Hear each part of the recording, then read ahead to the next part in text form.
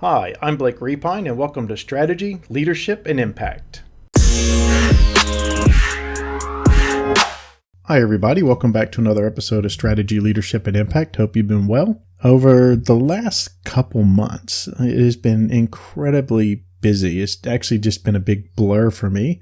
Between work and my volunteering activities and a few other things I'm involved with, it just seems like I've hardly had a weekend at home, and here in Australia too. During the winter time, because it's cooler, there's a lot of events on. Usually all the events happen in that time period over the few months of winter, because during the summer it's incredibly hot. It's too hot to have some of these events. Really looking forward to summer getting here so I can get a bit of a break from a lot of the events and things, but which one of the reasons why it's been so long since the last episode.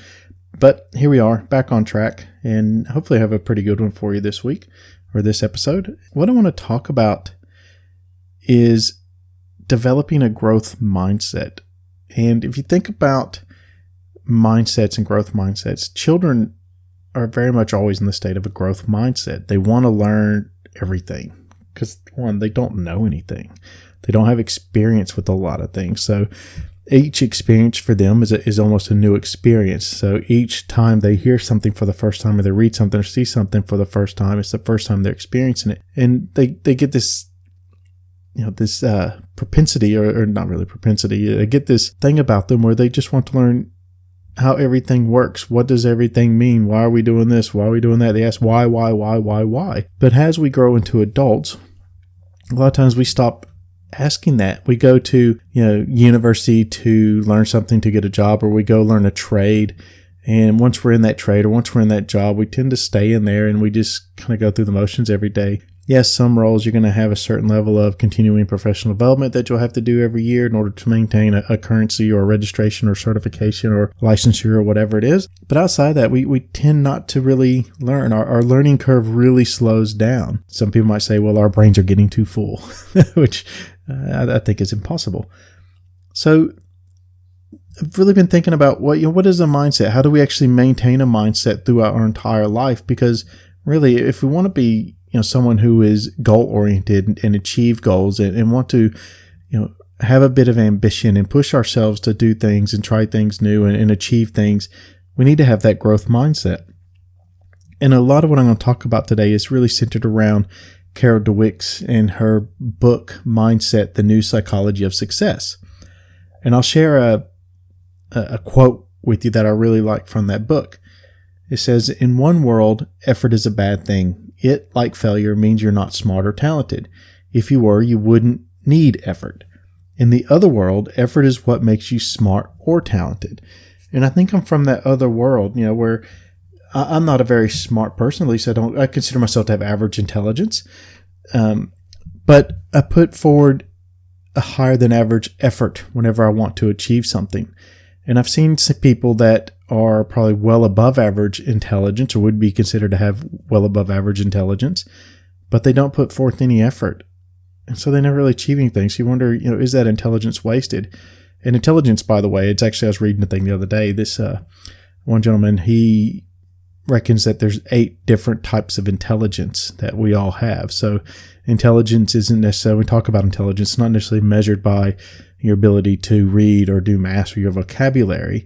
Your intelligence could be in other areas too. You have an intelligence for things like music and art. You could have an intelligence for, doing things, working with your hands, building things, creating things, designing things. You could have intelligence for being able to have that vision, around strategy and stuff like that, but you're not detail oriented.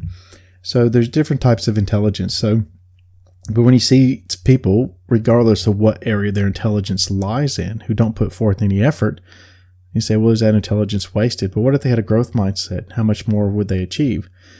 And, the opposite of that is I've seen people who, again, like myself, average intelligence, and sometimes even a little bit below average intelligence, but they put forth the amount of effort.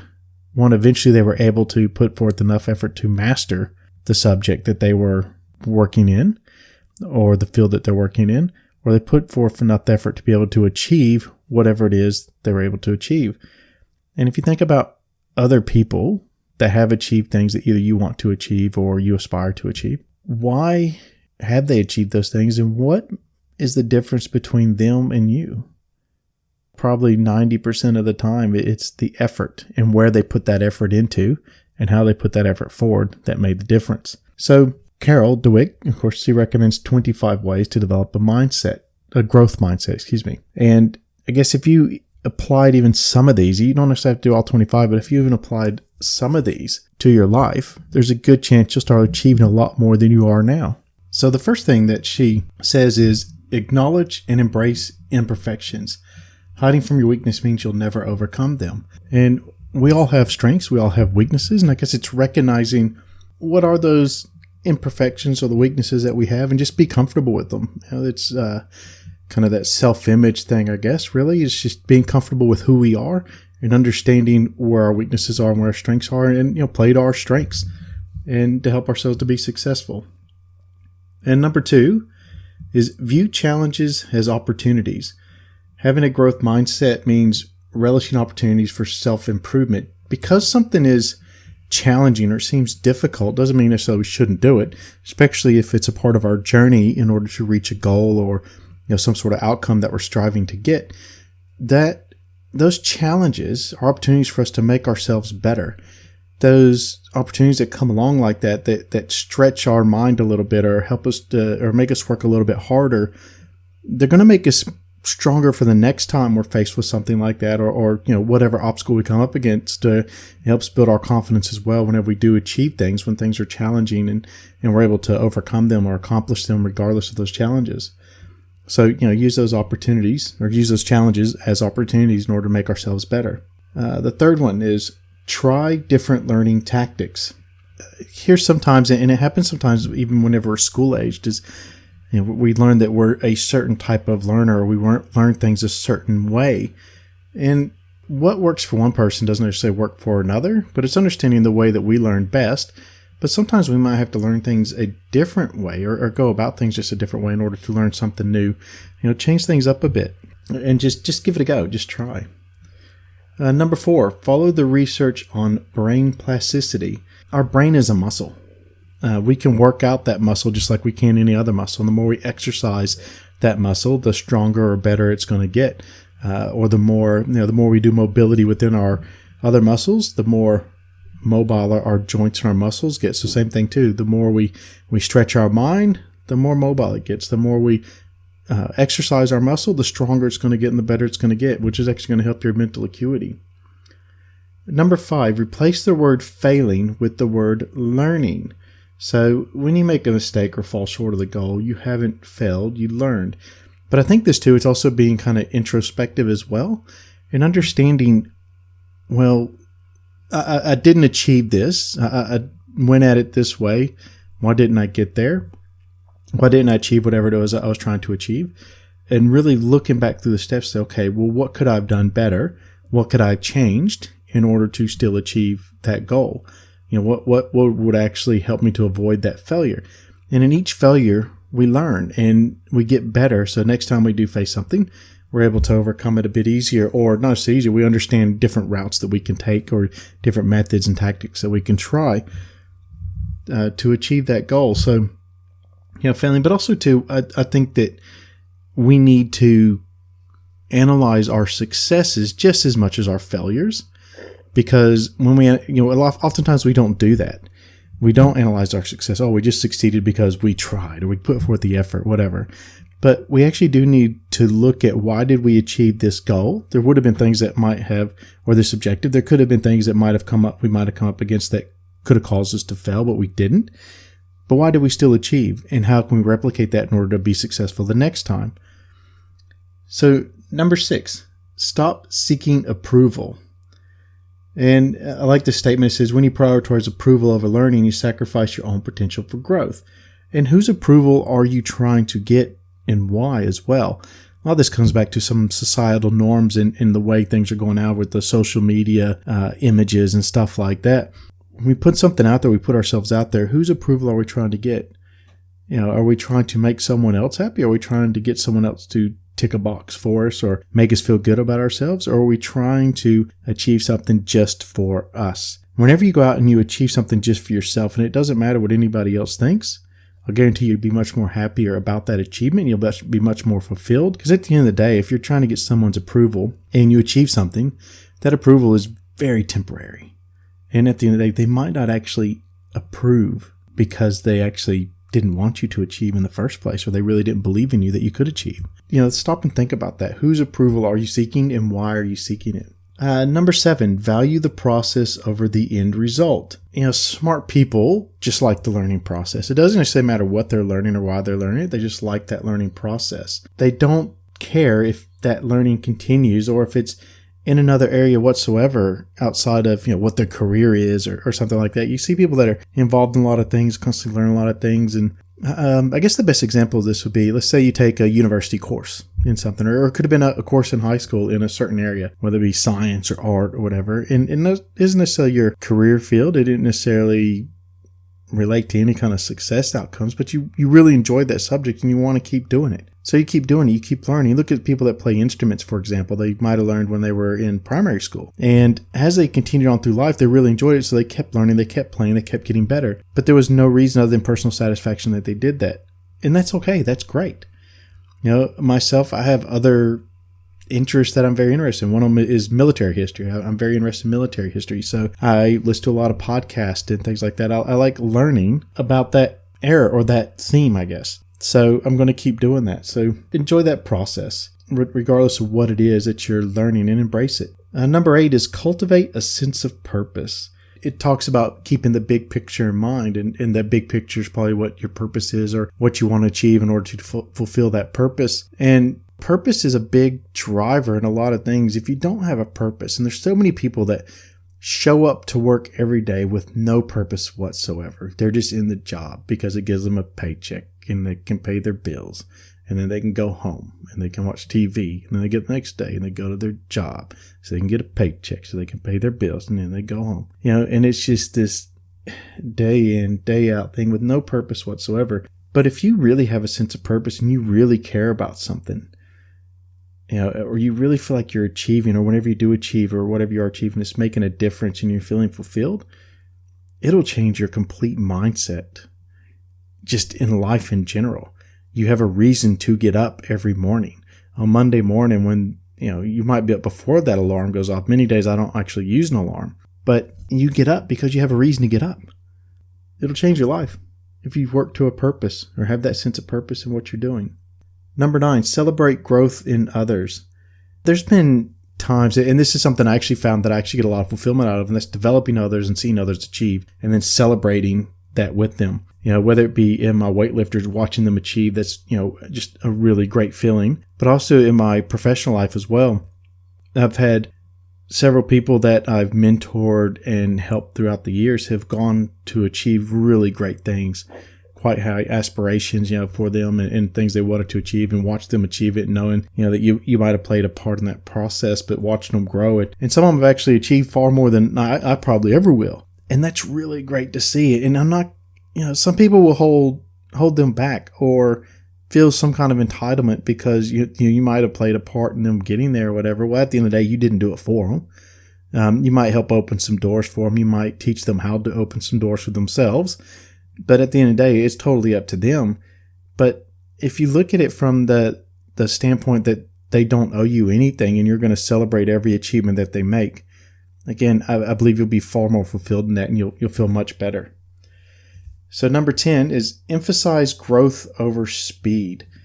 And I think this, to me, comes back to the instant gratification society that it seems like a lot of aspects of our society are in now. People, they want things right now. They want to be able to achieve things right now. They don't want to put in the work and realize that people who have achieved those things and do achieve those things put in work over a lengthy period of time sometimes. And again, going back to the weightlifting analogy, it takes 3 to 5 years to get really good at weightlifting and get really strong to where you're actually competitive at any kind of real level. But most people don't want to wait that long. They want to come in and in 6 months or 3 months or whatever, I want to be able to lift this much, or I want to look this good, or lose this much weight, or whatever it is. And there's no quick fixes to any of that stuff. You have to put in the work day after day after day. And weight loss is a good example. It's one of those things where when you look at weight loss, let's say you had to lose 50 pounds, or let's say 25 kilos, right? Depending on which system you like to use. If you look at what is a safe, like a steady weight loss that's achievable, maintainable, in kilos, it's about, or in the metric system, it's about 500 grams a week, half a kilo, and in pounds, about a pound a week, right? So if you had to lose 25 kilos or 50 pounds, I know that's not an exact, I guess, equivalent, but pretty close. It's going to take you 50 weeks to do that, whether it's kilos or pounds. 50 weeks. It's almost a year. Almost a year. But a lot of people don't want to do that in 3 months. No, I want to do it in 3 months. 90 days. That's not safe. That's not good. It's not sustainable. It's crash dieting. It's not good for you, because as you're dieting, you're losing those weight. You're also learning good habits around your nutritional choices and the food that you choose and things like that. And you're getting your body adjusted to it. And you're building those strong, good habits to make that maintainable, make it sustainable over time. That whenever you do hit your goal, you're not going to rebound right back up. So it's emphasizing that time and effort you put in order to achieve that. Same thing too, if you look at, you want to become a doctor. It's a 10, 15 year process. You're not going to go complete one university degree and become a doctor overnight. It's just not going to happen. It takes growth over time that gets you there. So don't be afraid to take that time. It's growth isn't a fast thing. Sometimes achievement isn't a fast thing, but you got to be willing to put in the work. No instant gratification. So reward actions, not traits. One of the examples from the book is tell students when they're doing something smart, not just being smart. If you think about, people do have certain traits, the thing, you have people that can be very smart, but don't necessarily do anything with those smarts. So what are we rewarding? Are we rewarding them for being smart? Or are we rewarding them for doing some kind of action? And so I think if you look at reward your action, so your outputs, not necessarily your outputs, but what are you actually doing to earn that reward? What have you done? If you think about rewards in return, like a return on investment, you're rewarded for the risks that you're taking with your money, right? So your reward is on the action you invest in the company. You basically let them use your money, and now you're getting a return on that money. That's your reward. That's the action. That's the reward. I don't know if that's the best analogy or whatever, but that's what I got. So redefine genius, intelligence. People have different areas of intelligence. Genius in a certain area, though, means you might have kind of achieved that top level of intelligence in that area. And that takes work too. Nobody on this earth was born with all the knowledge or the abilities in their mind and their body to be able to do whatever it is they're doing now. You had to develop that. At one point, you had to learn the first thing you know about whatever subject is you're an expert in. And over time and experience, not just learning, you've learned through theory, you've learned through practical application, you've learned through experience. And that's what makes you the genius. You're not necessarily having a high intellect. It's actually understanding that material, learning that material, having the application, whether it be something working with your hands, working with your mind, whatever. You had to develop that. Some people just seem to do things a little bit quicker in different areas. And if you really understand where your strengths lie and you play to those strengths and you work to develop those strengths as strong as possible, you're going to get there a lot quicker than someone else potentially. But at the end of the day, you're still going to have to put in time. You're still going to have to work at it. You're still going to have to learn. You're still going to have to develop that genius in that area. So number 13, portray criticism as positive. Too many times, people say, it's just constructive criticism. They might be belittling you. They might be, just criticizing you. Portray that as positive. Criticism is a form of feedback. That's all it is. And when someone's giving you feedback, you should appreciate that, because that feedback is what you can take to make yourself better, improve whatever it is you're doing. So, view it as a positive, not necessarily negative. Again, anytime our mind goes to a negative, we tend to operate in that space, and that's not the space we want to be, and we want to be in the positive. So, and sometimes too, to be honest with you, I've had people give me, be very critical of what I'm doing from a very negative standpoint, to the point they really just don't like it. And it's probably coming from a point of jealousy or resentment, because I might be achieving something they want to, or they think they want to, but they're not able to. Why? Because they're not doing the work. And that's okay. I am quite fine with that. And sometimes I take it as a source of pride. They're being critical of me. I take it as a source of pride. So they're angry at me or whatever. That's great. I'm quite happy with that. That means I'm achieving what it is I want to achieve. So number 14, disassociate improvement from failure. And this is, stop assuming that room for improvement translates into failure. I've never really associated room for improvement with failure, but I guess there might be some people that do. I always say, no matter how much I've learned, no matter how much I've done, no matter how much I've achieved or experience I have in a certain area, there's always room for improvement. So does that mean I'll ever achieve expert level? Yes, I do believe that. I do believe there's certain areas that would consider myself an expert in, but does that mean I don't need to continue to improve? No.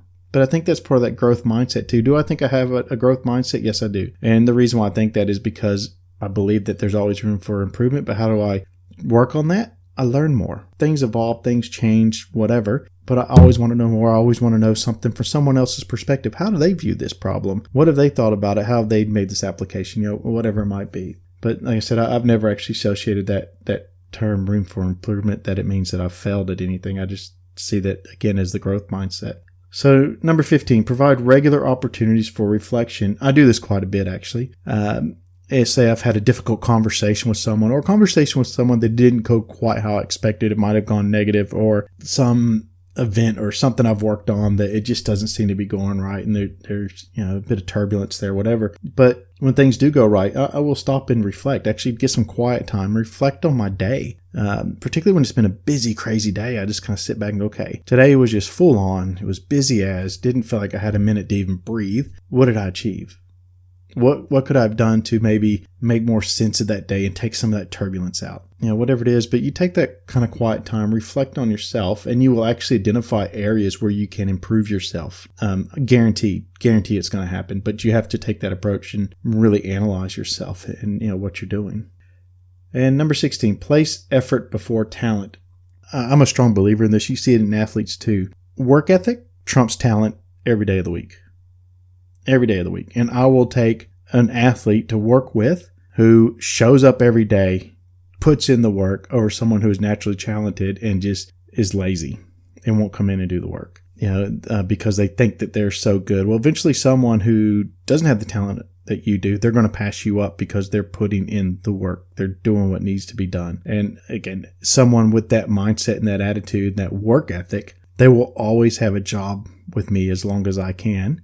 Where someone who is talented, has the skills, has the abilities, but doesn't apply themselves, will not. So I agree with that 100%. Place effort before talent, and do that in yourself too. I consider myself to be someone of average talent, average intelligence, but my effort, I believe, is above what a lot of other people will put in.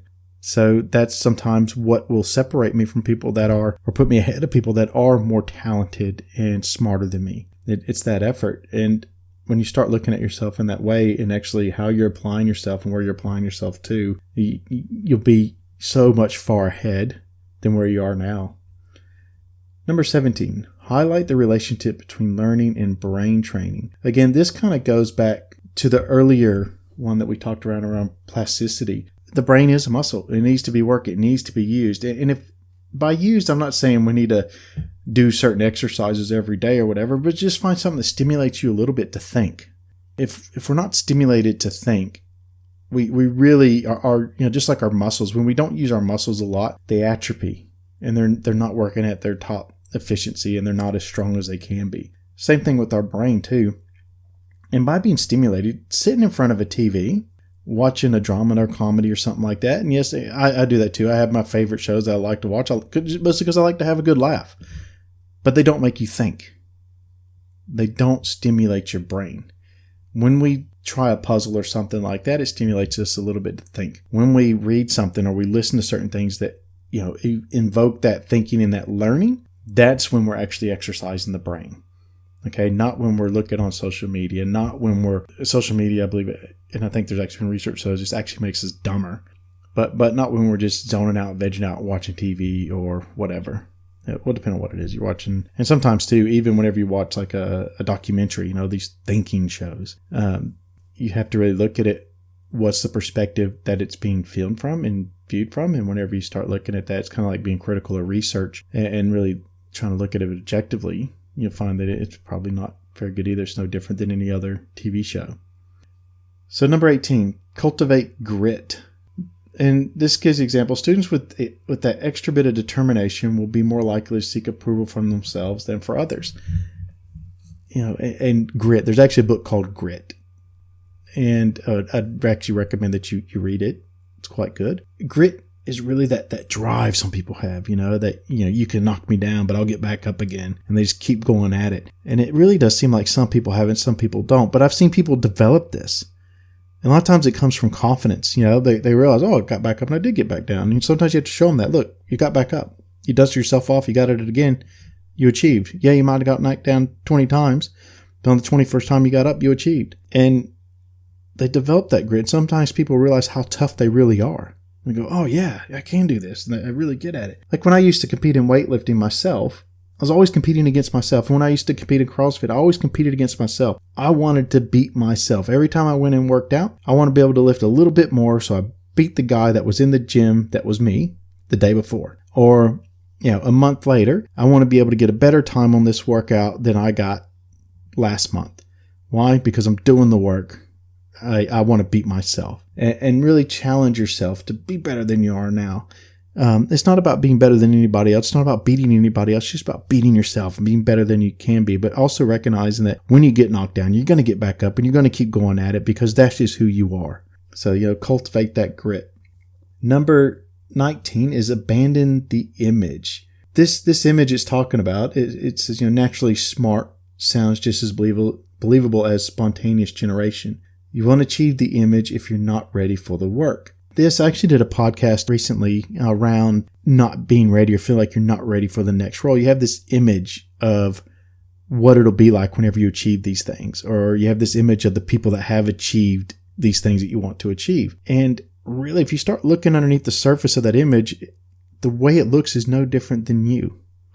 It looks just like you, which means you can achieve that. But we tend to create this extra special image of people that have done certain things, and we put them up on this pedestal. And then suddenly, because they're on this pedestal, it's something that we can no longer achieve. We created this unachievable image of these things. Well, let me tell you something. If someone has achieved something, there is a good chance that you can too. It doesn't make it impossible. Any achievement that has ever been achieved by any human being is not impossible. Why? Because someone has achieved it. Boom. It just took away the whole definition of impossible. Take that image away. Start seeing it for what it is. They're just humans that put in a lot of work and they got things done and it got them to where they are. You can do the exact same thing. Number 20, use the word yet. This is kind of interesting. So Carol Dweck, who wrote the book, of course, she uses the term not yet a lot. Basically, when you see someone struggling with something, you just tell them they haven't mastered it yet. I quite like that. It's like, no, I'm no good at this. Instead of saying, no, I'm no good at this. Oh, I'll never achieve this. I just haven't got there yet. Which implies that you're still working toward it and you are going to achieve it. Your yet might be a little bit longer than someone else's, or could be shorter than somebody else's, but we all have a yet. And as long as we're working toward that goal, eventually you will get there. But that changes your mindset again. Sometimes how we talk and the vocabulary we use actually determines our mindset. So if we actually have the mindset of, well, I'm not there yet, but I'm working toward that and I'm getting there, I'm on my way, then we actually are doing that. The mind believes what we tell it. And if we're telling it that we're going to achieve it, we're on our way there, we're just not there yet, your mind will believe that, which means you will believe that. And eventually you will get there. You just keep putting the work in. And number 21, learn from other people's mistakes. There's not a lot of things in this world that people haven't achieved. Like I talked about just before, was, if everything that a human's achieved means it's not impossible, right? So someone has achieved it. Along the way, they probably had failures. They had setbacks, but they've achieved success. Well, what is that? What did they do?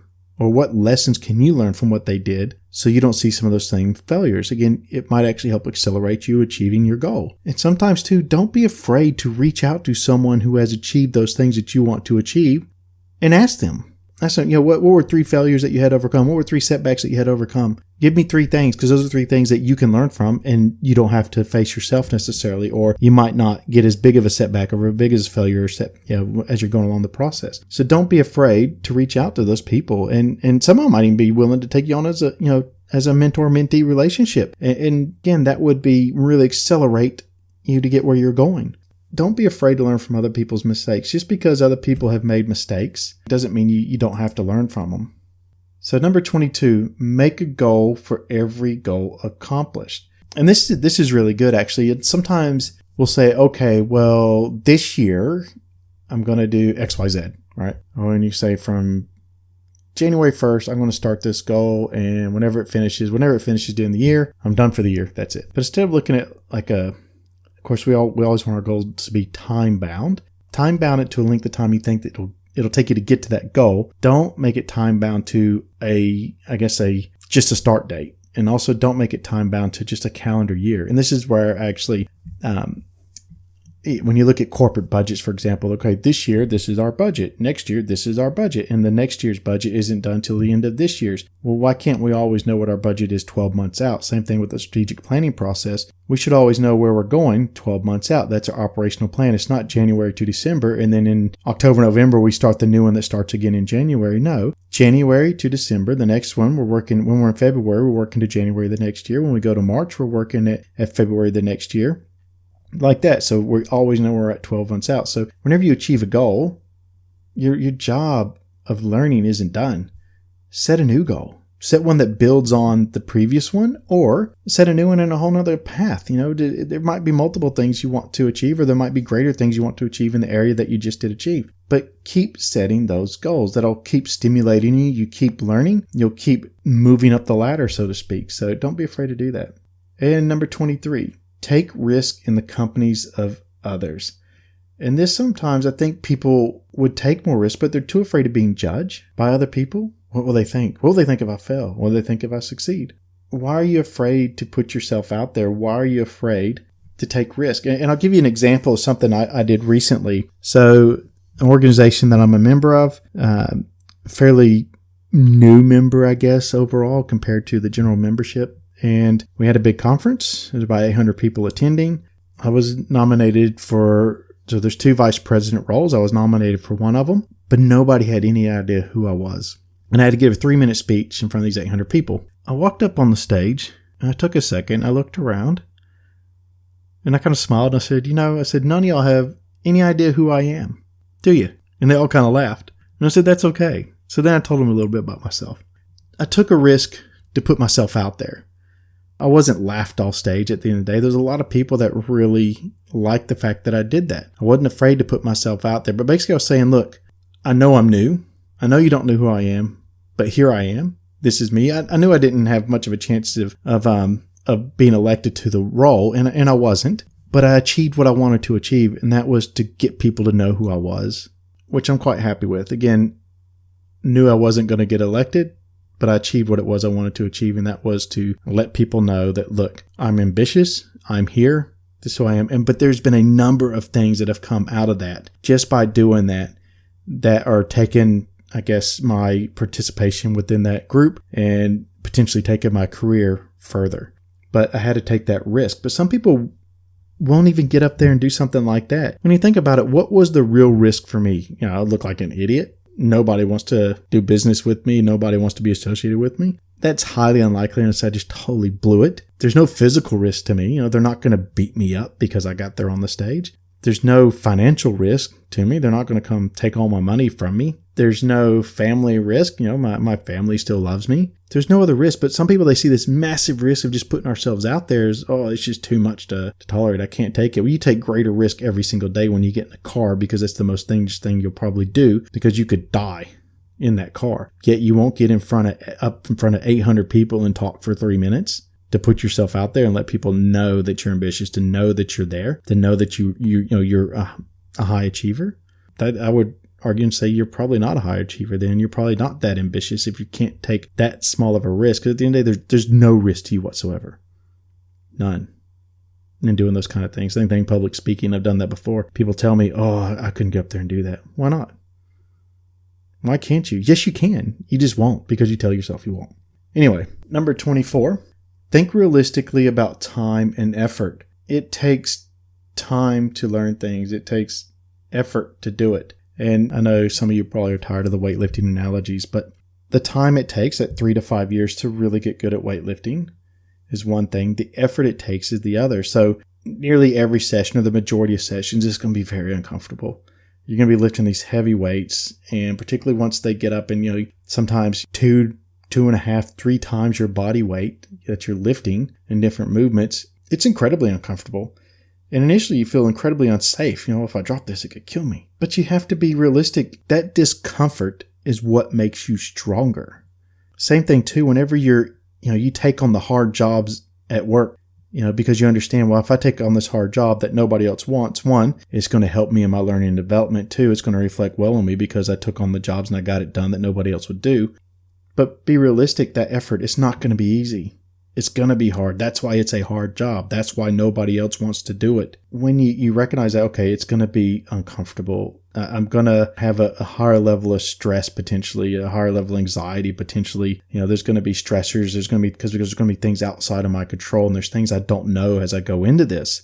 But as long as you're realistic and understand that effort, one, you can mitigate it too. Eventually, we'll get out of it. But if you're ever going to get better, you have to be in that level of discomfort, and you're going to have to do it over a long period of time in order to get there. As long as it's not too much for too long, because that's when you start developing other mental health issues and stuff like that. So just find that fine line. Same thing with the weightlifting. If I put way too much weight on you at first, at the wrong time, it's going to hurt you. You're going to tear a muscle. You're going to mess up one of your joints, whatever. Understanding that it's going to be hard. It's going to be uncomfortable. But at the end of the day, as long as you get comfortable with being uncomfortable, you'll be all right. Number 25, the last one, down to the last one. And I think this one is probably the most important. Take ownership over your attitude. It's your life. It's nobody else's life. It's yours and yours alone. You are 100%, and if you're an adult in particular, you're 100% responsible for every outcome of every situation that you're involved in. And I know people say, well, no, that's not true. It 100% is. Every decision you make, every choice you make, and this could be a decision to learn something, to set goals, whatever, or it could be a decision to not set goals, to not learn something, to sit on the couch, to be on social media and just veg out and not do that, to be that person I talked about at the beginning that, I get up, I go to work, I come home, I get up, I go to work, I come home, and you're never really stimulated. You never do anything. You make a choice to do that. If you don't get a promotion, it's not anybody else's fault. Nobody did that to you. If you get sacked from your job, it's not anybody else's fault. Nobody else did that to you. You either did the things you had to do to get promoted, or you did something that you shouldn't have had to do or shouldn't have done to get sacked from your job. Every action has an equal and opposite reaction, sometimes. But every choice we make, every decision we make, either consciously or unconsciously, there's a byproduct of that, or there's a reaction to that. And if they're positive decisions, positive mindset things, more than likely the return on it's going to be positive. If they're negative, or we're not doing the right thing, there's going to be negative consequences to that. But at the end of the day, you're responsible for your life. You're responsible for your attitude. But also, too, I had someone tell me one time that when someone gets angry at you, or you get angry at someone, we choose to do that. They've done something, we've chosen to get angry at that. They're not doing that to make us angry. We choose to get angry. Same thing too, whenever we do something and someone gets angry at us, well, they chose to get angry at us. And actually ask them, what was I did that made you choose to get angry? We choose our mindset. Whenever we start feeling that anger or that negativity, and sometimes we want to feel that. We just want to. I don't know why. We just want to, or we have to. But whenever we do feel that coming up, and we feel that anger or we feel that negativity coming up, got to squash it. Squash it. Something I work with my son on, something I work with my weightlifters on, something I work on myself. Whenever we feel those negative thoughts coming up, we smash them down and replace them with positive thoughts. Again, that attitude. I can choose to be negative, or I can choose to be positive. When bad things happen to you, or when bad things happen in our lives, I wouldn't say to you or around us, whatever, we can either choose to focus on it and stay in that negative mindset, or we can choose to change it. So, yep, it's just an event that happened. So what? No big deal. And move on to be that positive mindset. But only you can choose to have that positive mindset. Only you can choose to have that growth mindset. And initially, it's not going to be comfortable. It's going to be very uncomfortable getting there. But I guarantee you, once you train your mind to get there and you're able to do it, your whole life will change. Let me know your thoughts on this subject. I really, really do want to know. And some of you have been really good about coming back to me whenever I ask that at the end of some of these podcasts. Give me your feedback. Is there an area you want me to talk more about, or something you don't agree with? I want to know. Connect with me again through LinkedIn. Just search my name, Blake Repine. You can also hook up with me on any of the social media sites, Instagram, Facebook, etc. Or just send me an email, blakerepine@gmail.com, or you can go to my website, contact me through there, blakerepine.com.au. Have a good one, and we'll talk to you again soon.